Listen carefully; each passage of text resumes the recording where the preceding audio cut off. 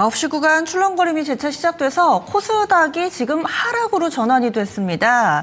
오르락 내리락하는 9시 구간 시간 지나면서 뭔가 더 윤곽이 잡힐 텐데요.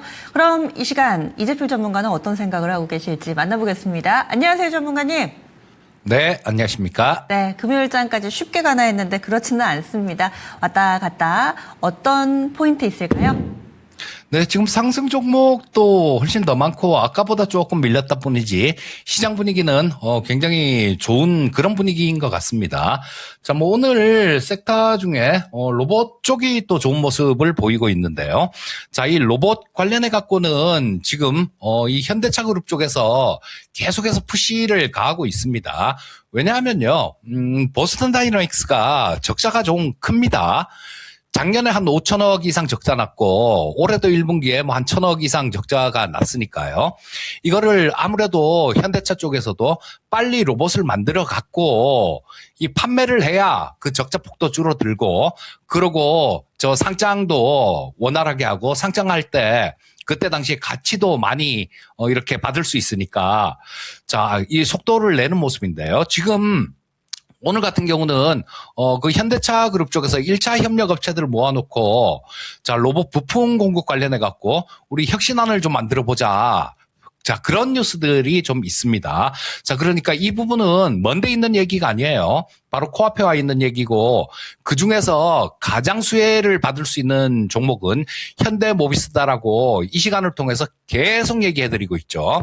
자, 이 현대모비스 같은 경우도 훨씬 더 바닥권에 있을 때 야인시대에서도 추천을 해드렸던 종목이에요.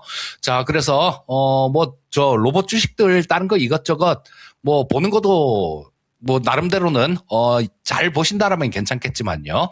야, 나는 좀 안전하면서도 이 로봇 쪽에서 좀 확실한 거를 좀 보고 싶어. 이런 분들 같은 경우는 다른 거 볼 필요 없습니다. 그냥 현대 모비스만 보시면 될 거고요. 자, 이 보스턴 다이내믹스 상장을 하려는 이유 중에 하나도 그룹의 지배구조 개편 관련돼서 거기에 좀 들어갈 자금들, 거기에 필요한 자금들, 이런 자금들을 조금 만들려는 그런 측면도 있을 겁니다. 그 과정에서도 현대모비스는 수혜를 받을 수 있고요. 자, 미국 시장을 간략하게 좀 보면 저 PPI가 어제 낮게 나왔죠. 지난주에 고용보고서가 나왔을 때 그때 패드워치에 금리를 동결할 확률이 55%로 처음 역전했었습니다. 저 인상할 확률보다 더 높아졌던 거예요. 그리고 어제 아침에 CPI가 나오고 한 60% 정도 수준 동결 가능성이 높아졌습니다. 그리고 PPI가 나온 오늘 아침에 보면 65% 이상 동결 확률이 나와요. 자, 그러면 이건 금리가 동결된다라는 얘기입니다. 그리고 그 다음 연준은 10월 달에 있는데 이건 미국 중간선거 바로 코앞인데 금리 인상할 수 있을까요? 못한다라고 봅니다.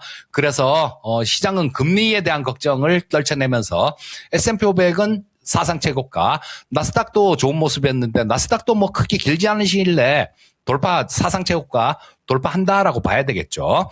자, 근데 오늘 그 연휴 전 시장이라서 조금 밀리는 모습 나오죠. 우리 아무래도 월요일이 휴장이지 않습니까? 그러니까 뭐 전에 7월 달에 그 환란을 겪은 지 얼마 되지도 않은 그런 상황이기 때문에 야, 연휴 전이니까 뭐 그리고 또 주가가 최근 좀 올라왔으니까 조금 뭐 팔고 넘어갈까라는 그런 저 투자자들이 좀 있을 수 있습니다. 자, 요게 선물 시장에서 외국인들이 지금 1,700억 정도 매도를 하고 있죠. 뭐 그런 맥락이다라고 보시면 좋을 것 같고요. 자, 섹터 하나 더 보면 조선 섹터가 좋은 모습입니다. 자, 그 트럼프가 조금 많이 급해진 것 같아요. 지금 그런 얘기를 했었죠. 미국에 투자한 조선사는 자국에서 2척까지 선박을 만들어서 납품할 수 있다. 이런 얘기를 했습니다. 자, 이 하나오션 같은 경우는 캐나다 수주 불발 나고 난 다음에 그때부터 조선주들을 좀 얘기를 자주 해드렸는데요. 자, 그때보다는 주가가 훨씬 위에 있는 상황이죠. 그래서 주식을 올랐을 때 쫓아가지 마시고요. 싸게 빠졌을 때, 물론 뭐 종목별로 잘 가려야죠. 싸게 빠졌을 때 주가가 쌀 때 잡으면 큰 걱정이 없습니다. 자, 뭐 이 조선주들 같은 경우는 향후에도 기대 요인 좀 더 있다라는 생각입니다.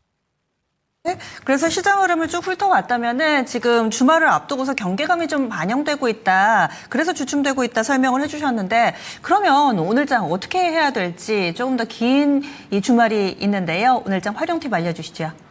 네. 자, 지금 오늘 밀리는 게 그 연휴에 대한 걱정이라면 연휴가 지나고 오면 어떻겠습니까? 시장 흐름 좋아질 걸로 보고 있습니다. 자, 그리고 지금 뭐 오늘 상당히 좀 좋은 모습을 보였다가 같이 좀 밀리고 있는데 LG그룹 주식들이 상당히 좋은 모습을 보였었어요. 자, 지난주에는 제가 이 LG전자를 말씀드리면서 월요일 야인시대에서 추천해드렸어요 라는 얘기를 해드렸는데 이번 주에는 어떤 얘기 해드렸습니까? LG를 얘기해드리면서 역시 마찬가지 며칠 전 월요일 날 야인시대에서 추천해드렸어요 이런 얘기를 해드렸죠. 그리고 어제는 소버린 AI 얘기를 하면서 LG에 대한 얘기를 해드렸습니다. 주식회사 LG요. 그러면서 뭐라고 덧붙였냐 하면요. 오늘 실적 발표 있습니다. 근데 계열사들 실적 부분들 다들 상당히 잘 나왔으니까 LG, 주식회사 LG 역시 마찬가지 실적이 굉장히 잘 나올 겁니다. 이런 얘기를 해드렸는데요. 자, 어제 실적 발표했는데 굉장히 잘 나왔죠. 기존의 시장 예상치보다 20% 이상 영업이익이 잘 나왔습니다. 그리고 이 구강모 회장 관련되는 그런 얘기들을 해드렸었는데요. 자, 아마 오늘 저녁에 젠슨 황하고 만나지 않을까 싶은 생각이 들고 지금 최근 들어서 LG하고 LG전자 얘기를 해드렸었는데요. 원래 처음부터 얘기해드리던 건 또 LG CNS를 얘기해드렸었죠. 이때 5만 원, 6만 원, 이때 6만 원대 초반, 5만 원대 후반 이때 얘기를 많이 해드렸었는데 그러고 난 다음 고점 기준으로 보면 3배 가까이 갔어요. 자, 그랬다 다 밀린 상황인데 그런 것도 초점으로 좀 볼 수 있을 것 같아요. LG CNS 같은 경우는 엔스로픽 상장을 한 10월 달 정도에 한다 그러죠. 근데 기존의 목표가 시가총액 1조 달러 정도를 목표를 한다 그랬는데 지금 어제 나온 뉴스 보니까 뭐 상장돼 봐야 아는 거겠지만요. 1조 달러 아니야. 2조 달러는 될 거야. 뭐 이런 얘기들도 나오고 있는데요. 그렇다면 LG CNS 같은 경우에는 엔스로픽에 과거에 지분 투자한 게 그 금액은 알려져 있지는 않습니다. 근데 지분 투자한 건 있어요. 자, 그런 부분들도 부각될 수 있고요. 오늘 저녁에 젠슨 황하고 구강모 회장하고 만나면 우리 연휴 동안 어떤 얘기가 나오겠죠. 자, 뭐 관심 한번 가져봐도 좋을 것 같습니다. 자, 제약바이오 섹터들도 지금 좀 봐야 될 것 같은데 아까도 말씀드렸듯이 금리 인상 가능성이 굉장히 낮아졌습니다.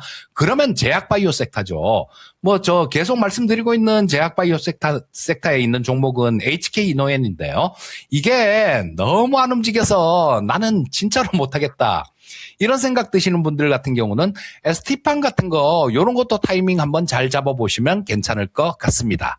네. 제약바이오에서도 힌트를 찾아주셨는데요. 알겠습니다. 오늘도 자세한 말씀 고맙습니다. 예, 감사합니다. 네. 지금 약간 주춤하다가 쉬고 나면은 기운 차려서 계속 갈 거다. 이렇게 다음 주 긍정적인 전망까지 함께 들어봤습니다. 지금까지 다양한 투자 판단에 대한 도움 말씀드렸고요. 종목의 상승 하락을 보장하지는 않습니다. 고르게 오르는 듯 하다가 현재는 한쪽으로 쏠림이 점점 더 뚜렷해지고 있는 구간입니다. 남은 시간도 토마토TV와 함께 현명한 전략으로 오늘장 활용해 보시고요. 전 여기서 인사드리겠습니다. 함께해 주신 여러분 고맙습니다.